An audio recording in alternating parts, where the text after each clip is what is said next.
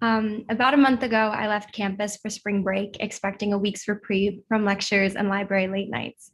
At the time, I was working to help organize donations that would be headed to Ukraine and Ukrainian refugees. I wasn't aware, however, that within just a few short days, I'd be on the ground working between Krakow, Przemyśl, and the Polish-Ukrainian border with a team from the UN World Food Program. This means that I was lucky enough to see up close, in real time, the work that our incredible guests today do every day. Here with us this afternoon to discuss the unprecedented situation in and around Ukraine, we have Chef José Andrés, internationally renowned chef, humanitarian, and the founder of World Central Kitchen. Chef Andrés has been named one of Time Magazine's 100 most influential people twice, was awarded the National Humanities Medal from President Obama, and was recently appointed to the President's Council on Sports, Fitness, and Nutrition by President Biden. I could say more, but the numbers truly speak for themselves.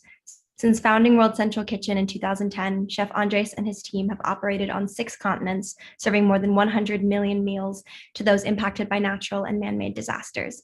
He has spent the past weeks leading World Central Kitchen's efforts in Ukraine and 6 neighboring countries, feeding those forced from their homes. I could not be more honored and more grateful to welcome him to the John F. Kennedy Jr. Forum and to the Institute of Politics and Harvard. We are also incredibly lucky to welcome back Michelle Nunn, a graduate of the Harvard Kennedy School, who has spent the past 7 years as both president and CEO of CARE, a leading humanitarian organization in both the field of emergency aid response and the fight against global poverty. In just the last year alone, Ms. Nunn and CARE have worked in 100 countries and reached nearly 90 million people, a number she plans to more than double by the year 2030. CARE is doing truly phenomenal work on the ground in Ukraine, Poland, and Romania to contribute supplies and financial assistance to those in need. In particular, CARE is working to support the most vulnerable members of the displaced population, women-headed households, and the elderly. Finally, I am thrilled and privileged to welcome Mayor Wojciech Bakun, a Polish politician elected in 2018 to lead his city, located just miles from the Ukrainian border. Since the Russian invasion, Mayor Bakun has personally been at the forefront of the humanitarian efforts, mobilizing the people of his city to support and aid Ukrainian refugees entering Poland. Of the more than 5 million people that have fled Ukraine since the crisis began, a vast majority have crossed the border into Poland. Przemyśl, a city of just 60,000 people, has been one of the primary border cities to receive these refugees, processing 1.2 million displaced people since the onset of the crisis. To put this in perspective, this would be the equivalent to my hometown, New York City, welcoming 150 million people in just 2 months. Despite this monumental challenge, under Mayor Bakun's leadership, Przemyśl has established a massive logistics and humanitarian operation virtually instantaneously, providing crucial aid and relief with courage and compassion. I was lucky enough to spend time with Mayor Bakun, witnessing the people of Przemyśl's unparalleled, tireless work to welcome millions of strangers into their city and their homes. I met with CARE volunteers and learned about the critical work they've been doing since the invasion began. And finally, without fail, at every single site we traveled to, I saw one of Chef José Andrés' World Central Kitchen outposts, open 24 hours a day, 7 days a week, serving warm, home-cooked meals that I and the mayor can personally confirm are delicious. While I think it's standard procedure when introducing a forum to thank our guests for being here and taking time out of their busy schedules, I think I speak for the entire forum and all of us here at Harvard when I offer a much broader thanks to Chef José Andrés, Michelle Nunn, and Mayor Bakun for the heroic work that you're doing and for being leaders students can look up to. Finally, before we get started with what I'm sure will be a fascinating discussion, I want to introduce my co-moderator, Dr. Jody Olson. Dr. Olson is currently one of our 2022 Spring Fellows here at the Institute of Politics. Before this, she dedicated decades of her life to the Peace Corps, serving as their 20th director from 2018 to 2021. In 28 of her years at the Peace Corps, the agency had 3,500 volunteers based in Ukraine. So this is a subject that is very close to her heart, and I could not be luckier to have her here today. Now, thank you all for being here and welcome to the forum. So our first question is for Chef Andrés. And yeah, we will be proceeding with questions to begin with, and then we'll be opening up for questions a little bit later. So my first question for you is, you recently told an NPR interviewer why you're so quick and why you're able to get your operations going so quickly. And you said, we don't plan, we don't meet, we come and we begin cooking. This approach is probably the opposite of most NGOs planning, strategizing, and meeting to fulfill overseas needs. Why do you take this approach? And I'm curious, what makes food different from other types of aid? Well, thank you for the introduction to this forum, especially to my fellow speakers, Michelle and Mayor Bakun. The work that both of them with their people and their organizations have done is beyond amazing. CARE does an amazing job every single day in many places we don't even know, by amazing people that volunteer and work with CARE. And Mayor Bakun, I'm going to keep telling the world that you, as a leader, your people are amazing.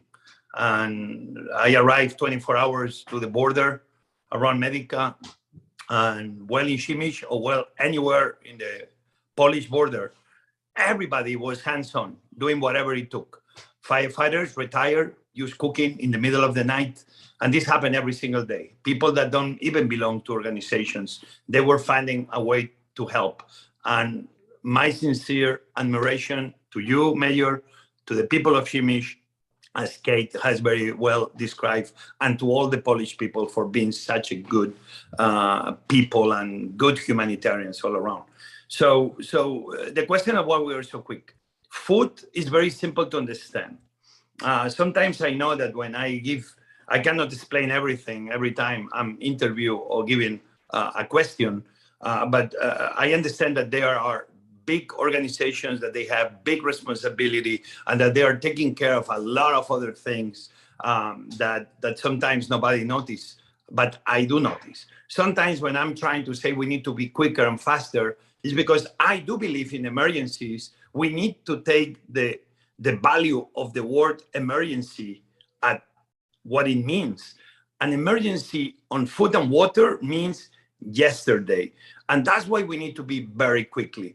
We need to be very quick, because quicker we'll respond, quicker is the reconstruction.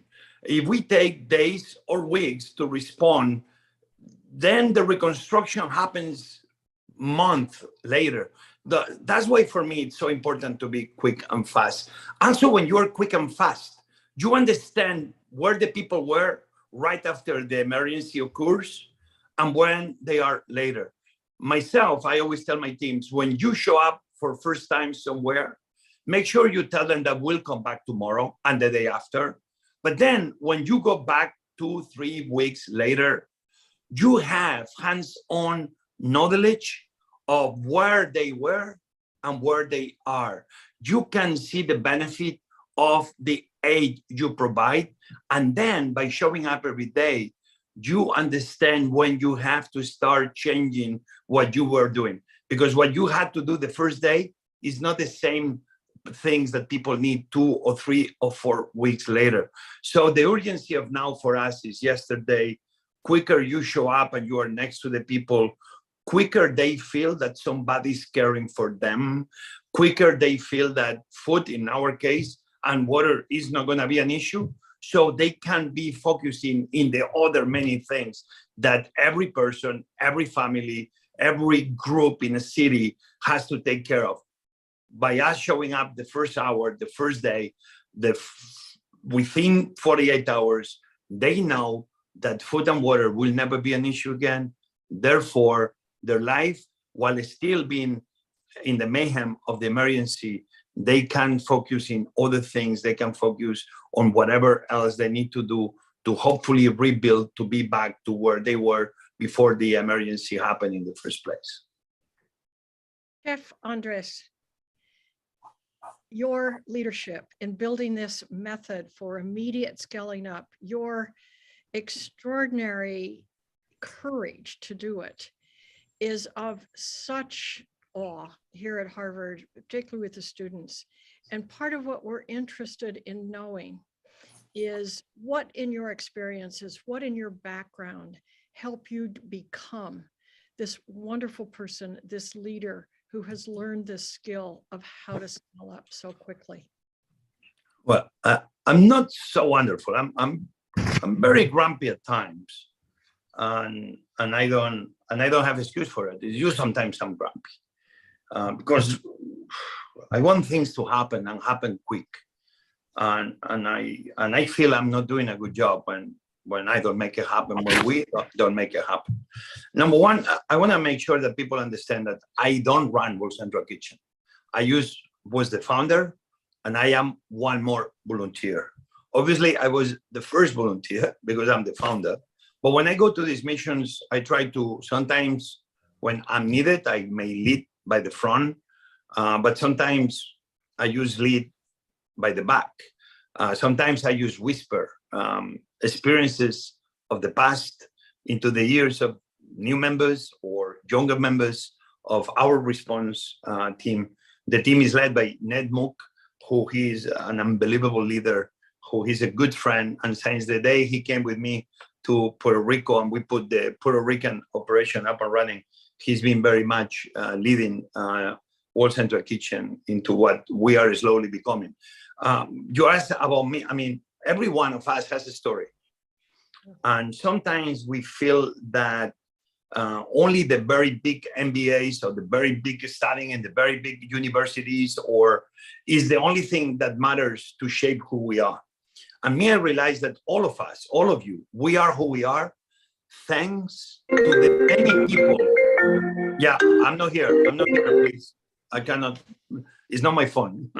But we need to remember that we are who we are because it's many people across our life that shape who we are. And even very small moments, very small connections with people we had in our lives plays a very vital role in developing who we were. My mom and my dad were nurses. I would go to the hospital often because we had a nanny home and the hospital was the place my mother and father will exchange us. I saw firsthand what was to work beyond duty.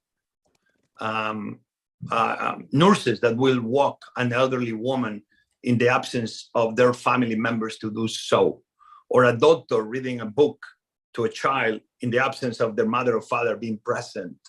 Things that were beyond duty, small things that they seem unimportant, but sometimes are those small details that make a difference.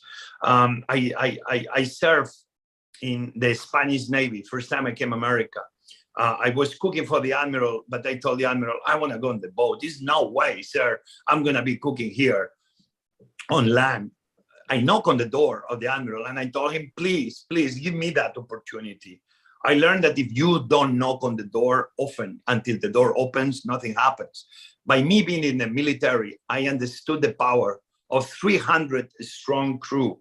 This was a tall ship, foremast, that we had sometimes to sail towards the storm, trying to go around the storm, sometimes against the currents, and sometimes with the winds in the face. But because 300 people strong work as a team, we, the people, we were able to put that boat always towards the safety of the port we were looking.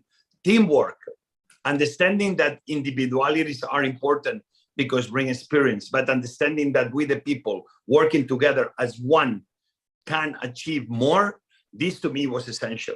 Obviously, arriving in Washington, Robert Egger, the founder of DC Central Kitchen, one of the best soup kitchens anywhere in America, probably in the world. One guy that understood that throwing money at the problem was not the way forward, but investing in the solution. He will not only feed the hungry, but in the process, he will train homeless to become cooks, that in exchange will prepare those meals, that in the process we were fighting food waste, that in the process those men and women that were trained could find jobs in the restaurant community like me. You see all of a sudden $1 not only to feed the hungry, but $1 multiplied by 4, trying to create a better system within the city. Robert Egger told me that philanthropy seems is always about the redemption of the giver, when philanthropy must be about the liberation of the receiver.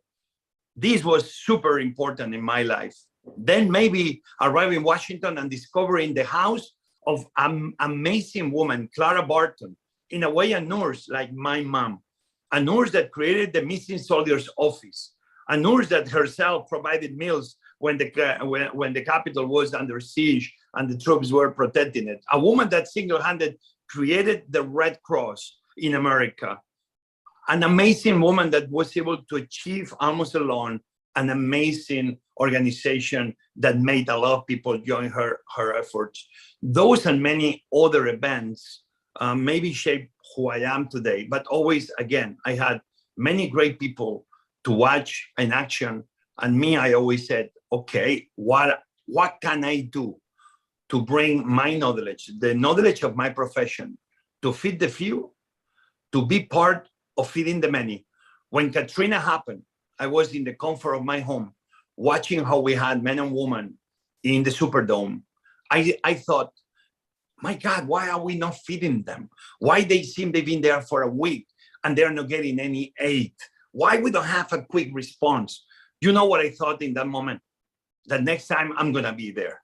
And when I went to Haiti in 2010, I didn't go to help. Even yes, I was making a few thousand meals a day. In reality, I went to learn. I went to see. I went to be next to the men and women doing God's work and trying to see how we could do it better. At the end of the day, what I saw that the people that feed the few, cooks like me, we can be part of feeding the many. The arena, the Superdome, is not a gigantic stadium or arena that hosts NBA games or music. At the end, I realized that an arena is a gigantic restaurant that entertains with music and sports. All of a sudden, if this happens again, we can be using that arena to, in less than 6 hours, providing food and water to start, and then everything else. These are many of the moments in my life, even many more missing, that maybe shape a person like me. All of you, all of us, we need to look within, because these many moments in our life, that certain moments shape who we became, and sometimes we don't realize, but it's who made us who we are. So we can start answering to the many problems we face and see mayhem and problems, not as something to be afraid of, but as an opportunity to serve, as an opportunity to make something great out of nothing. And this is very much what I've been trying to do all my life, with more or less success sometimes. Thank you. Thank you for that very, very strong response. Kate?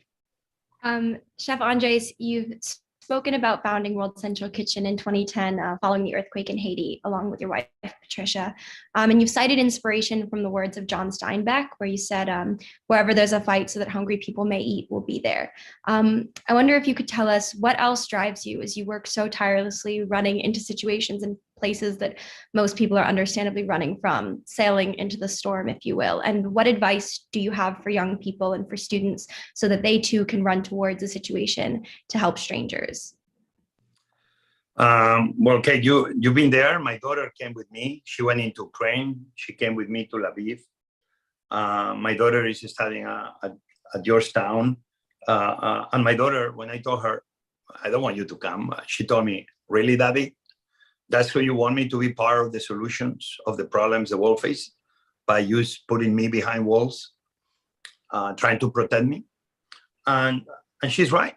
And like you, Kate, and many others, that you go to places to learn, to donate your time, but also your know-how, very important, to learn how to share the know-how that every one of you have, to empower others, even more important than money itself. Even money helps, but money without know-how and heart means absolutely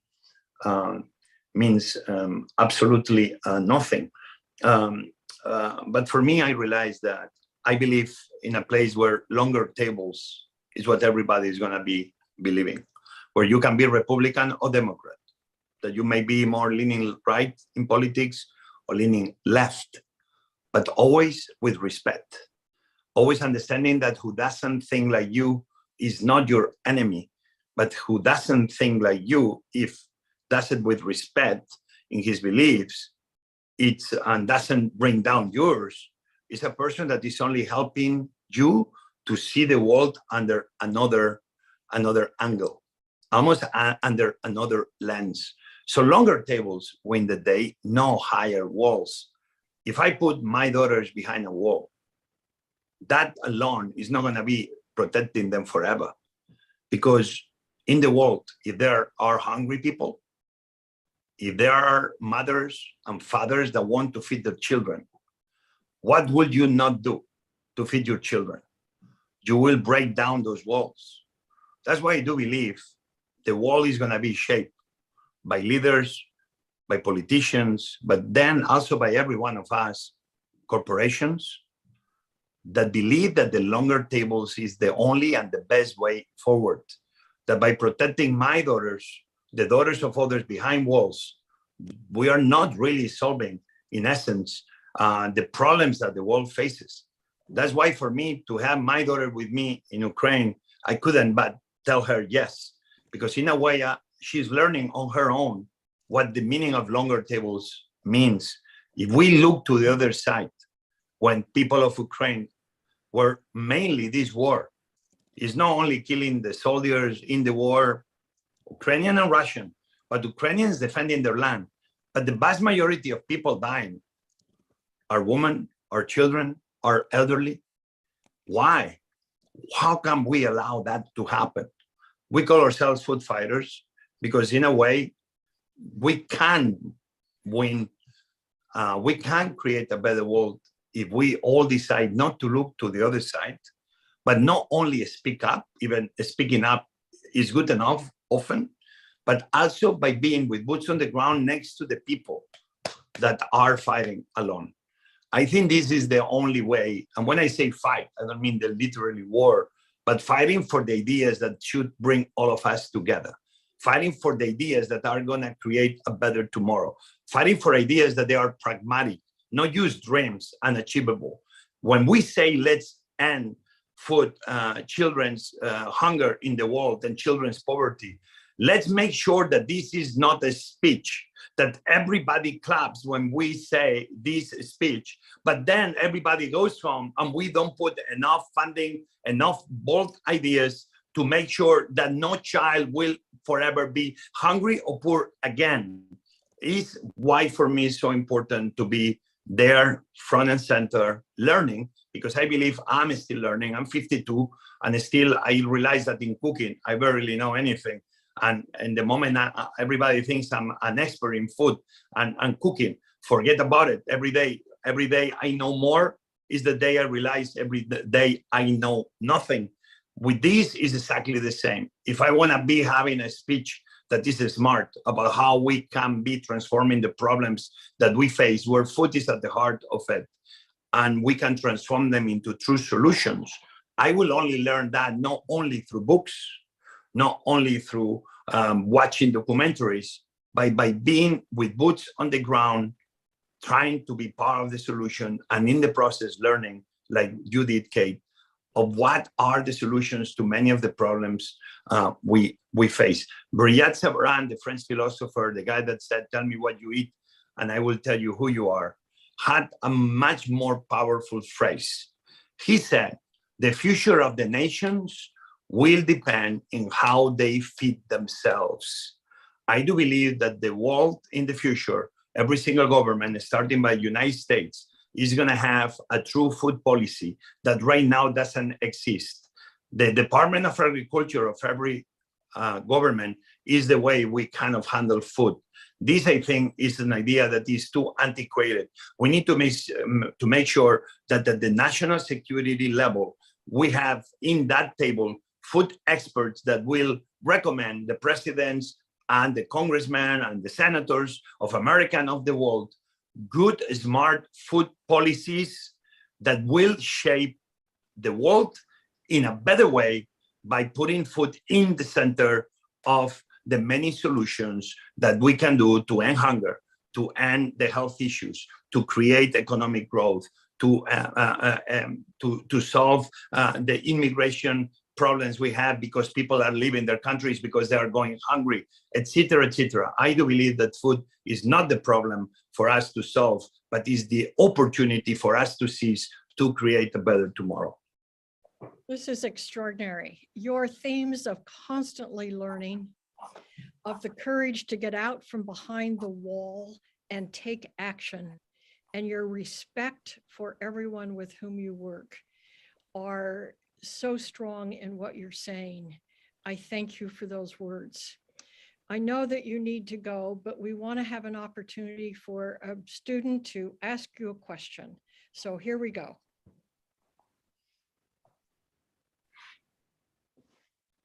Hi, my name's Alex. I'm a first year in the college. Thank you for being here. This has been really, truly inspiring conversation. I read that recently a kitchen of yours was struck by a missile in Ukraine, and I know some of your staff was injured. So I was wondering how you continue your mission of cooking and feeding people when you're in an active war zone, and how you keep your staff protected, but also, inspired and motivated to keep doing what they're doing. Thank you, Alice, for your question. And number one, I want to say, and I'm saying this very proudly because I left school when I was very much 15, that for the last 12 years, I've been a guest adjunct, call it whatever, professor at the School of Physics at Harvard, where we've been teaching cooking, physics through cooking for almost 12 years. And I've been going every year to teach 2 or 3 of the classes. So I feel to a degree like I'm part of the Harvard faculty. So anyway, I feel like I'm talking also to my other alma mater in a way. So listen, what happened in that kitchen was in Kharkiv. We've been under very difficult situations. We began in the border in Poland, right in Medica near Przemyśl. In Przemyśl, we built our biggest kitchen. We built a very big kitchen. The mayor can tell you about it. That kitchen can do over 100,000 meals a day, maybe more if we want to. And is one of the kitchens we built. Even we have more than 400 restaurants in our portfolio. We try to buy local to support the local economies. We gave some numbers already. We are on our way to 16 million meals across all the countries, but mainly inside Ukraine. We have more than 2,300 distribution points daily. We are in more than 890 shelters, okay? We are in 890 shelters that we can show you in a map that we show you every day how much we deliver. We are in 50 border crossings. We are in more than 40 transit hubs. In Ukraine, we are in more than 100 cities. So if we have 400 restaurants, we are in more than 100 cities. And you can imagine that we have a very big chance that something may be happening. When I went to Bucha on April 1st, within hours of the city being liberated, I'm not going to explain to you the horrors that those people live. You can see that on the newspapers on your own. But there were mines in many places. Still people are dying because as they return their homes, sometimes a mine is in the way or a grenade is behind one of the doors.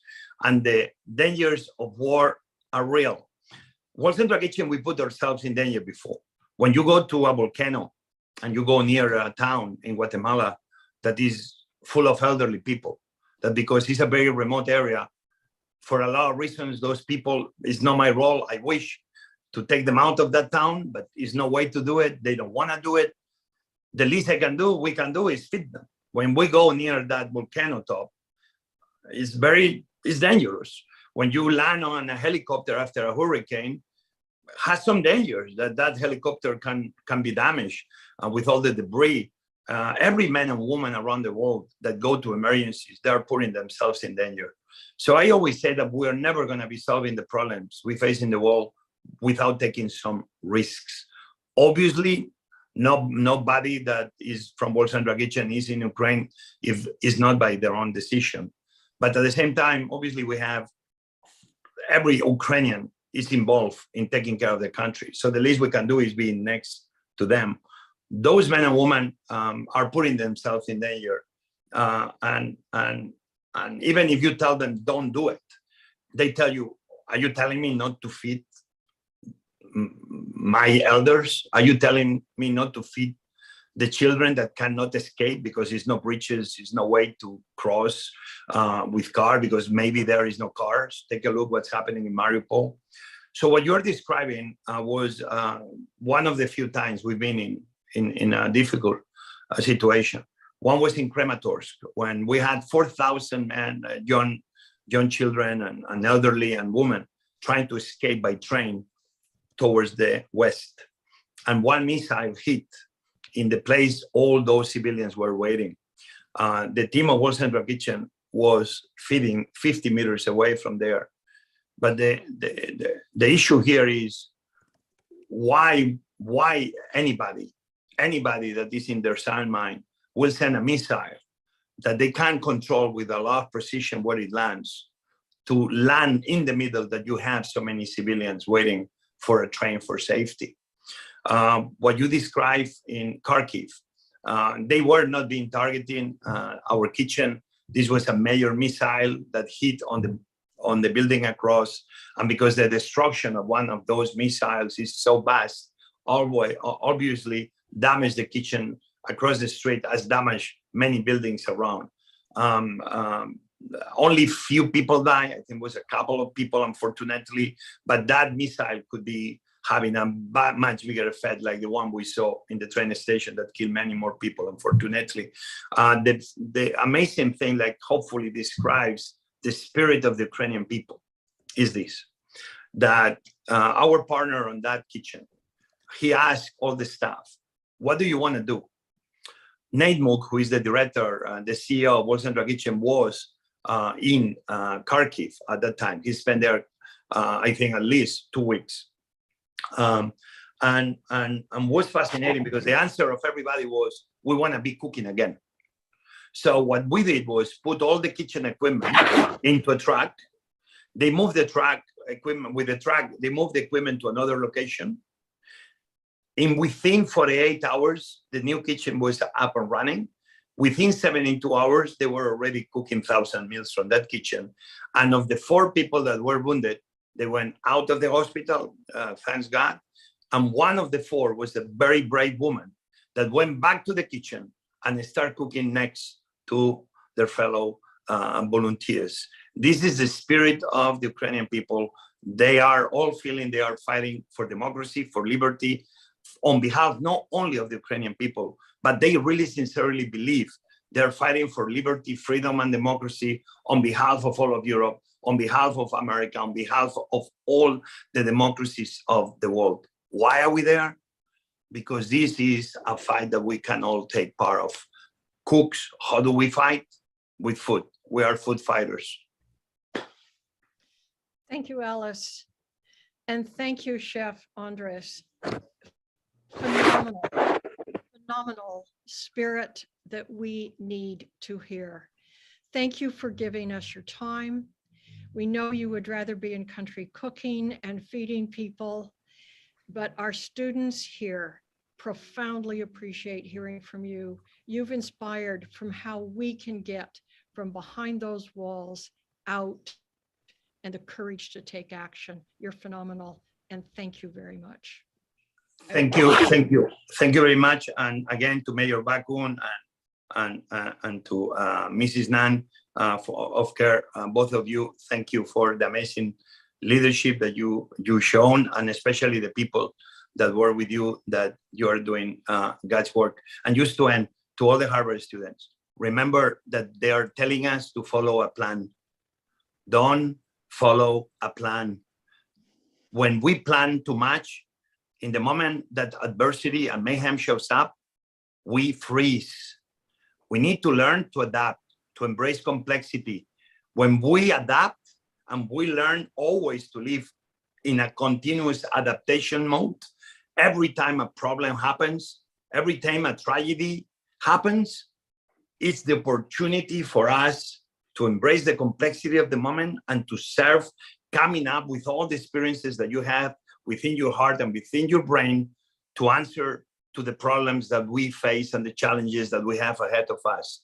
Embrace complexity, stop planning, and start adapting. That's the only way forward. Thank you. Thank you so much. Bye, Chief. Bye. Bye, Jose. We're now going to turn to Michelle Nunn and Mayor Bakun. I appreciate both of you being here. So let me begin with the first question to both of you, and I will ask Michelle first, and then Mayor Bakun. The two of you represent different approaches to disaster relief. Mayor Bakun, you're an elected official representing your city and all those entering it. Michelle, you run a globally recognized international aid agent organization with decades of history. I have personally seen your work on the ground in many countries. How would each of you say your unique background and organization has given you the strength to lead in these critical world-affecting times? Let's start with you, Michelle. Thanks, Jody and Kate. It's really wonderful to be with the students of Harvard. I have such fond memories and a lot of gratitude to the Kennedy School and my experience there. And I told Kate that I have a 19-year-old who's He might have been the one that was calling.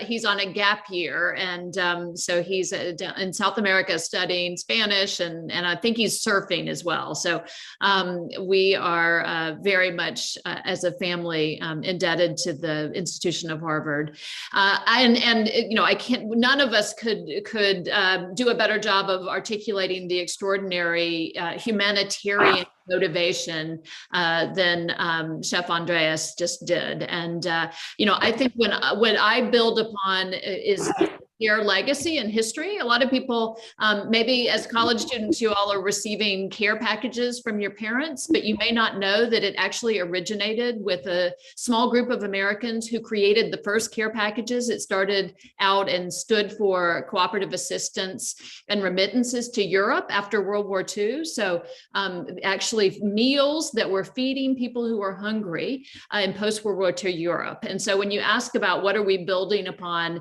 I think that, you know, from a care perspective, we're building upon that extraordinary legacy of generosity, of solidarity, of creativity and innovation.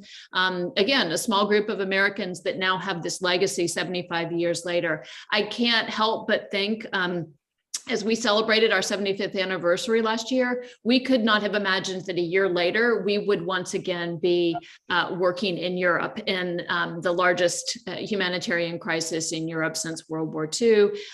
You know, it does seem unfathomable, and yet we are building upon, I think, the work that CARE has been doing for those 70 plus years. I think we're building upon the enormous solidarity of the Polish people, of the Romanian people, of the Moldavian people who are accepting and bringing in those 5 million plus refugees, literally bringing them into their homes. I don't think I met a Polish person that wasn't housing someone, that wasn't assisting a family.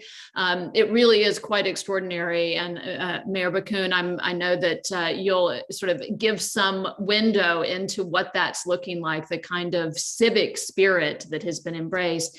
And then Chef Andres talked about the Ukrainian people themselves, who have been so resilient, so brave.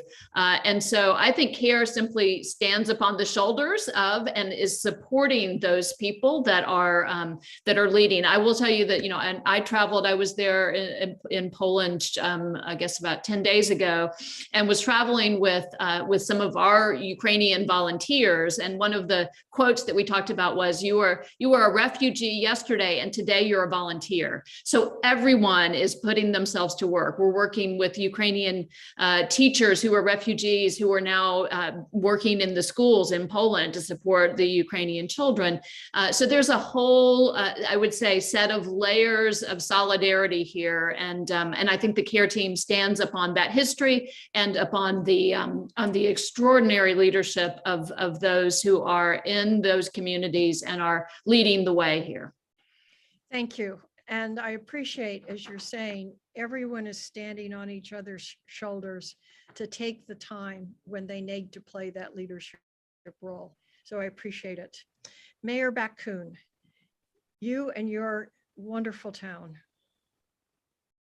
Yes, we have a different point of view. You know, I'm not part of a professional humanitarian organization. We are the local authority, a small city in the southeast of Poland. But, you know, if that situation happened, if that war was expanded, because that war was started in 2014, and I always will say that, you know, we remember 2014, and that war just expanded 2 months ago, not started 2 months ago. But we were not ready for this. You know, a lot of people, and in media, you can see a lot of news about, you know, concentrate soldiers, army, Russian army, close to the Ukrainian border. But we not expected this time it's happened. You know, we think it's only like a game, you know, political game. But when it started in 24th of February, we organized very quick like a crisis meeting here in the city hall, and we just ask, you know, everybody in the room, what will we do now? We have some plan. Every city in Poland have some plan for crisis situation, and we have plan for mass moving people crisis. But as Chief Andrés said, you know, don't go with this plan, because that plan was okay for the first 2 days.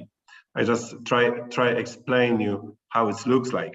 In the first day, on 24th of February, we carry about 2,000 refugees. It's only 2 trains coming and only 2,000 refugees. We organize something little for them, like warm drinks, maybe a few sandwiches, and that's all, maybe a bottle of water. But next day, another 5,000 refugees coming to our city, and on another day it was 10,000, and the day after was 20,000. So it expanded a lot and very quick. So if we were think very close, just look at this plan, which was not working this time. You know, it was like you can put that plan to the bin. It's not working anymore. You know, we were not ready for 20,000 refugees a day. We were ready for 2,000, not 20. So we have to reorganize and adopt every day.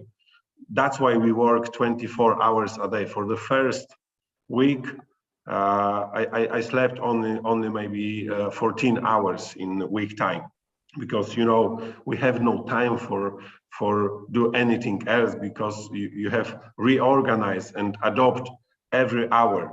And you see another train coming, and that train contains normally only 600 people, but now in every train comes about 2,000 refugees.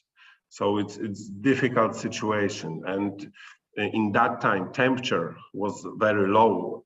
We expect temperature, especially over the night, we expect minus 10 degrees. So we know we'll be in trouble in few days, because a lot of people waiting in that border. So we send people to another side of the border, you know, open that heating tents for help people, you know, survive, and provide the food, provide the water, warm food, things like that. And in first week we have no help for any organization. We just stay there as a local authority, city halls, and volunteers. Was any big organization wasn't there yet, because as José said, they react a bit slower. You know, everybody just wait and try move to that place. But we were here anyway. We can't move, and we can't run out from our city. So we stay in the city and stay in the border. And in the first day, we just say we focus on every person in the border. That was most important. Wherever happen, if we tired, if we died on the border, we can focus on that people, especially women with kids, which waiting 2 days in that long queue. In the first day, that queue was about 50 kilometers. So you could imagine 50 kilometers queue in minus 10 degrees, and women with kids on hands. You know, that was terrible view. So we have no time for thinking, as José said. You know, you're not thinking, you're just doing, you're just running out. You just do what you should do, and you have no choice. So that was on the very beginning, and we're still here. After 2 months, we're still here. That situation looks much better, because it's only a few thousand refugees coming every day. So we're ready for that amount of refugees, and we manage that very easily. But you know, we'll be here as long as we have to be here, and as long as they will need us here. And now we expect some different things, like every day is different. But now we see a lot of people want to back to Ukraine, and we expect something like traffic in both ways. Like some people come into Poland and some people want to come out and back to hometown. So that's another experience for us, and we try support them as well. So, yeah. What a wonderful inspiration you and your city are. Kate? Yes, well, I hope you'll all forgive me a brief interlude before I ask the mayor the next question. I just want to say that I am a very proud granddaughter of Przemyśl, as the city was actually my family's home for a very long time.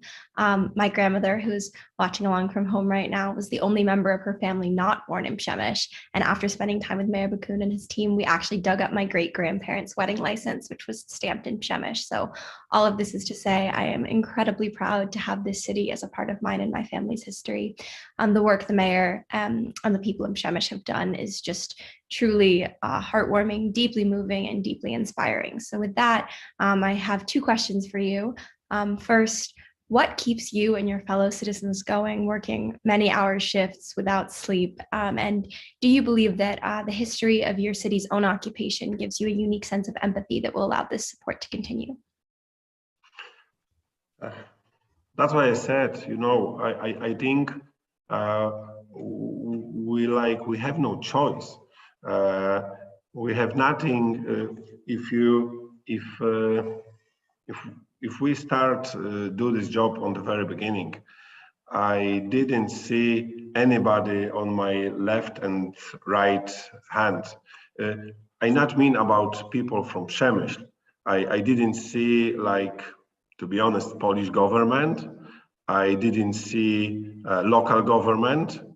So I can't leave these people on the border, you know. So I was here anyway. I can't move, and I can't, you know, I can't be like, I don't see this, you know. I don't see this, all these people coming to my city. So that's why we start, you know, we start organize everything as a local authority, and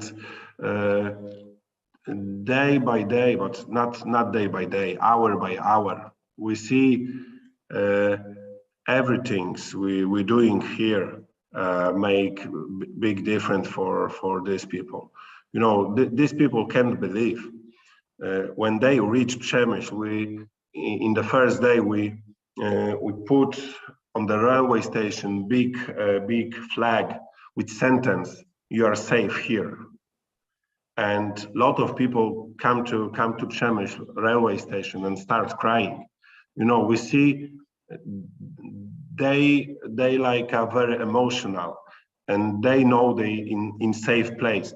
And we not only put that sentence in railway station, but also, as you can see in many relations from Przemyśl, thousands of volunteers giving help. As I think it's never happened before. If train coming, I remember situation. Lot of journalists was there, and they asked, "What's happened now? What's happened now?" Because they see big movement, people with that yellow jacket.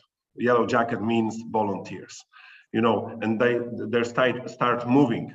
I said, you know, another train coming, and maybe 5, maybe 10 volunteers stay just beside doors, and you know, every volunteers get one family and give them everything, like a trolley and like a food. They ask, "Are you okay?" You know, they try carry very well, and all that people see this situation was like very like surprised and said, you know, it's impossible what you're doing here. And 2,000 people coming out from the train was carried in this way. Like everyone was taken, and you know, they ask about how you're feeling. Do you need any medical attention? Do you need a psychologist? We do everything for them. Maybe you need to take a rest for a few hours, maybe for a few days, and we always ask about what they need. And I think a lot of people, I see this many times. A lot of people like can't go back home. A lot of volunteers don't want to back home. You know, they work 25 hours, they work 40 hours, and they said, you know, I don't want to back. I don't want to back. Not yet, not yet. They still coming, you know, because they see it's working, you know, and they see, you know, you feel you must be here. You must be there. You must give that help, because you see you're helpful, and it's still working. You know, it's still working. When we ask, last time when I visit one point, World Central Kitchen Point, I met people from Louisiana and California, and I just asked them, what are you doing here? And they answer, you know, they can sit in living room and watching that terrible situation in TV. They just both ticket and come to Poland. And we were surprised, like they spent 3 weeks in Poland now and still working. And they said they feel like they feel good.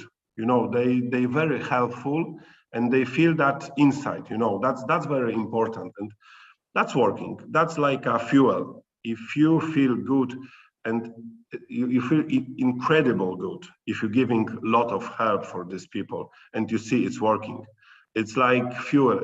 You don't even see better fuel than this, you know, for working. As I said, from the first day, I worked 40 hours without any sleep, and then go to the bed on the railway station just for 2 hours, then working again 40 hours. So, and after that, emergency service take me, and I said, you know, I have to back to railway station. They said, you know, but you have some trouble with legs. Some water stops in my legs. So I said, you know, give me some injection. I have to back there. So they give me some, you know, injection, and I was back there and worked another 40 hours, you know, like, but after that, you know, you think it's a bit crazy. You're running too fast. So remember, you have to sleep, and you have to take rest for some times, because after 1 week, I was like exhausted, you know, I was sleep maybe 8 hours, then back again to the railway station. But you know, after that I feeling bad. 2 days I feel very bad. Can I just jump in just 1 second, Jody and Kate, and just say that there's a beautiful book by Rebecca Solnit called A Paradise Built in Hell that chronicles how communities come together in the wake of disasters. And it expresses very much what the mayor has just shared. And it is something that we see around the world and throughout history, but never more poignantly, I think, than in this crisis. But I would just commend it to everyone, because I think it expresses the possibility of human solidarity and the gift of being in community, in true community. You know, every day in Przemyśl, in small city, we had 1,200 of volunteers, 1,200 of volunteers working 24 hours, 7 days a week. You know, 1,200. And that was problem as well, because we have to manage all that volunteering. You know, as José said, sometimes it make problem for us, but we know everybody there, you know, is with warm hearts, and we can't stop them. You know, you can't stop these people which want to give their hearts to other people. You know, that's impossible. Michelle and Mayor Bakun, you give us so much courage. You share so much courage in what you are doing 24/7. We probably have time for one question, because we're getting close to the top of the hour. And so the questioners, make sure it's brief and keep it quick, raise your hand. But as I say, one short question we can get from somebody watching. Go ahead.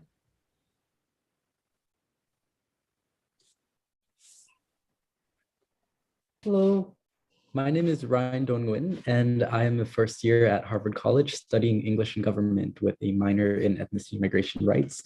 Thank you so much for coming to speak today at the forum and for your leadership and courage in dedicating yourself to one of the most vulnerable communities in the world. I actually come from a family of refugees who fled the Vietnam War, so it means so much to me to see how dedicated you are and how compassionate you are to refugees in the work you do. This is a question directed toward the mayor, but anyone can answer. I've noticed that in conversations about refugee crises, there's a notion that refugees are a burden, that because they can't pay or immediately contribute to the economy, they're a problem that no one wants to deal with. And so throughout history, countries have turned away refugees, turned a blind eye, and taking them in is always seen as huge and not very beneficial task. So why does your city mayor care so much about helping, and what's the key to getting people, cities, governments, countries to care? That's a good and long question. No, to be honest, we're not thinking in the city. We're not thinking about any economical problem now. I think it's not time for it. In that first wave, we're not thinking this way. That's like a government job, and they prepare some law for how we carry all that refugees. Because if you heard all that information about Poland, how we carry that many refugees. We have no refugee camp in Poland, and now we carry about 3 million of refugees from Ukraine. And we not build any refugee camp, we not build any tents on the border. Every refugee is carried in Poland is carried by some families, Ukrainian family or Polish family. In my mother's house, we carry 2 families. We have 2 extra rooms on the attic, so we can carry and we can give that space to refugee. Also, a lot of families, a lot of people in Poland get some money from government for that. Not huge money, but still it's help to carry these people, to feed them and give them everything what they need to nearly normal life. So, but in long term, we have to prepare some special place for that many of people, because I think it's not possible to carry that many people in our houses for long time, like for many months or for years, because if you live in your small home with 5 or 10 additional people, that makes some trouble in long period of time. But we have to think about this, and we think about this now. In Przemyśl, we prepare 150 flats for refugees. We can carry about 600 people in this place. So we're starting now, because we know we will need that space in maybe 2-3 months. So we will be ready maybe after, I don't know, maybe in July, so maybe August. So we can give that places to refugees. Yeah, that's there. Is that okay? Because yeah, that's great. Thank you so much for your insight. All right, thank you. Extraordinary. I am so sorry that we have come to the top of the hour, because we need so much more time for the work and to share the work that you all are doing. Let me turn it briefly to Kate if she has anything, and then we will turn it over to Ryan Tierney for closing. But thank you both. Kate? Yes, I don't mean to take the last question, but I did have one last question from Ms. Nunn. So you and the CARE team not only rushed toward Ukraine, but remain operational in over 100 countries. How has work on this crisis impacted the distribution of staff and resources across your organization?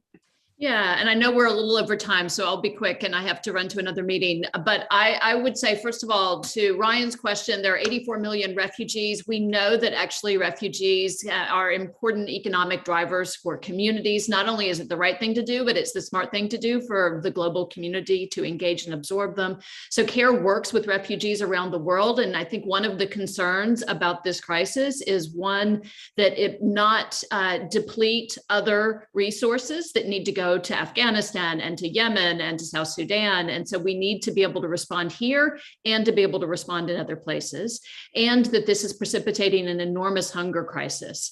And we are gravely concerned about that in places like the Horn of Africa. And we have to be able to respond to that as we go forward. And we need immediate resources. So I think all humanitarian organizations are looking at the potential displacement of this crisis of other people and challenges that need our attention and need our resources as well, and that need to be met with the same solidarity and hospitality in the largest sense that has been shown by the people of Poland, and we need to do that as a global community. Thank you so much. I could not agree more. Well, all right, I think that's our forum. I cannot thank you all enough for being here. I am eternally grateful to each and every one of our incredible panelists for taking the time to speak with us today, for sharing your stories, and for working so hard to provide a light in the darkness. Thank you once again to my incredible co-moderator and to everyone that's come here and asked questions. I'm going to turn things over to a fellow member of the forum committee, Ryan Tierney, who will close as this is our final forum of the year. Thank you so much, Kate, and thank you everyone for being here for the final forum of the semester and of the 2022 school year. This is an incredible conversation, and it really exemplifies the work. I think this forum is a great place to cap things off for the year. Coming out of the pandemic, the past year has been full of new challenges for the forum. I'm so proud of what the John F. Kennedy Jr. Forum has been able to accomplish despite these unique challenges.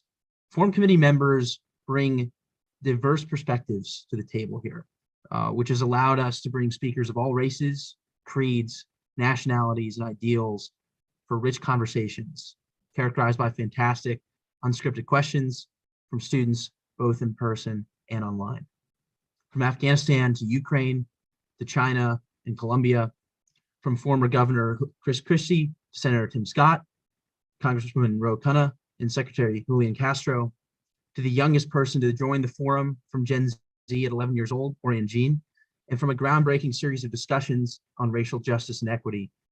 The forum covered the issues and topics that were top of mind for our generation. Now, as always, the forum is the premier arena for political speech, discussion, and debate at Harvard, a platform from which we can advance democracy and combat authoritarianism. We have stayed true to this mission this year. We hope you join us in the fall when the forum returns with programming that is relevant and timely for our nation and world. Thank you all for attending, and have a great summer.